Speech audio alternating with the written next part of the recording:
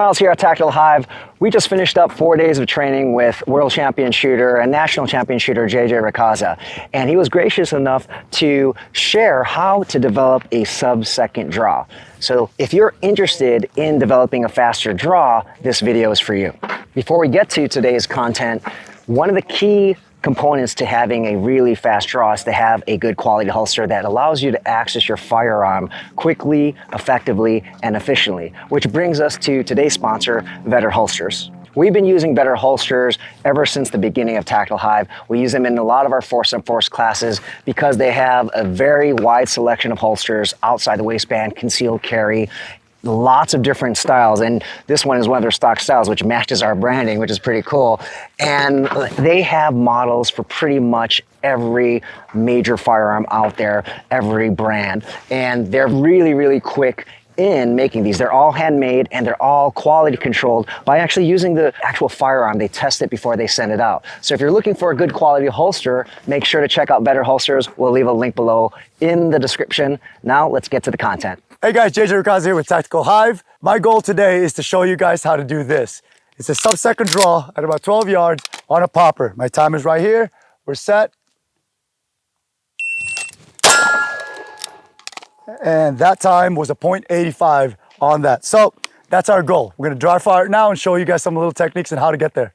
All right guys, now that we have a clear gun, we're gonna go back and how I was able to get and establish that 1 second draw, right? Or .85 in that matter. My first initial thing is to try to save time on each and every single step of my draw.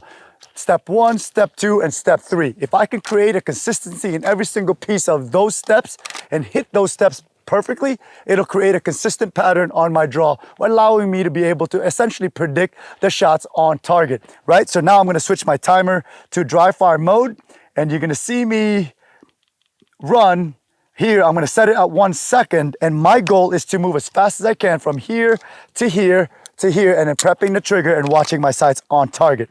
What you're gonna see different here is that I'm not gonna pull the trigger at 1 second. I'm gonna pull it whenever I see a good sight picture, and that's gonna be a decision. We'll have that conversation in a little bit on why I do that. Here's what it looks like. That was me pulling the trigger whenever I wanted to. All right, here we go. It's set up for 3 seconds, another rep. Another rep, that was good.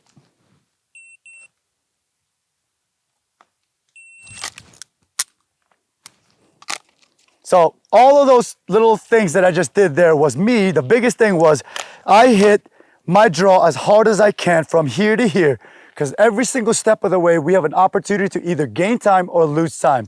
If I decide to slow down on my reaction time and react slow, you're gonna end up having a slow start to begin with. Hit that gun as hard as you can, move through the different position here in step 2. And in step 2, one little tidbit for me is I hit and use my support hand to drive my gun to the target.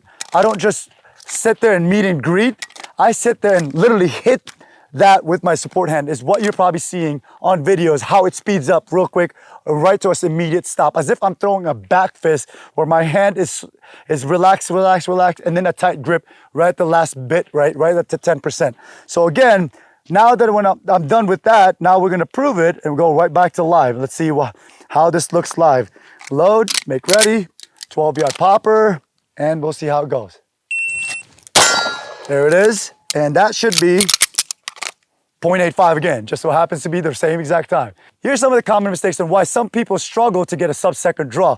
A lot of it is really the initial part is setup. Having a consistent setup and having a consistent index on that gun to begin with is a really important thing, allowing me to be able to consistent and make the corrections as it goes. If I set up like this a little bit forward and I continue to miss high on my gun, I can easily make that adjustment, not on my movement, but the way I've set up. So now by bringing it 3 inches back, I can now establish this good high grip on this gun. The next thing is if I meet my gun and I continue to miss low on this, that's another reason that I don't like to bring my hand all the way up, only to have this opposing movement of my gun going up and my hand coming down. Now I meet low, and now I don't get to push and aid my strong hand towards the last final target. As you can see, I meet and greet as soon as the gun lifts. I hit it in the bottom, and I have that one continuous motion as opposed to having two opposing movements of the gun. So those are the two things, the common mistakes. And the last really big thing is reaction time. I want to react as soon as that buzzer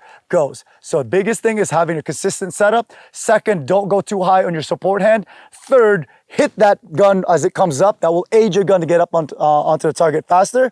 Last but not least, react as quick as you possibly can when you hear the buzzer or when you're reacting to the scenario. Guys, if you have any comments and tips, if you like this kind of content, please comment below. Let me know what you think. Thanks to Tactical Hyve. See you guys in the next one.